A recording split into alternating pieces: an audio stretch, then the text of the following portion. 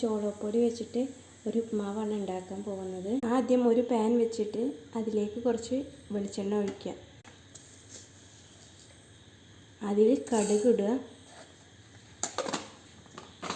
തുടങ്ങുമ്പോൾ കുറച്ച് ഉഴുന്നിടുക. അതിലേക്ക് ഒരു വറ്റൽമുളക്, കുറച്ച് കറിവേപ്പ്, കുറച്ച് പച്ചമുളക്, ഒരു പച്ചമുളക് ചെറുതായി അരിഞ്ഞത്, ഒരു ഇഞ്ചി, ഒരു സവോള, ചെറിയ സവോള ചെറുതായി അരിഞ്ഞത് നമ്മൾ ഇട്ട് കൊടുക്കാം. ഇനി നമ്മൾ നന്നായി ഇളക്കി കൊടുക്കുക. ഇത് നന്നായി വാടണം.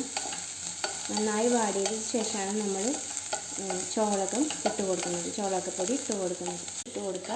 എന്നിട്ട് ഒന്ന് സോട്ട് ചെയ്യുക. നല്ല ഇതിന് ഉപ്പിട്ട് കൊടുക്കുക. ഇതിന് നമ്മൾ 1.5 കപ്പ് വെള്ളം ഒഴിച്ച് കൊടുക്കുക.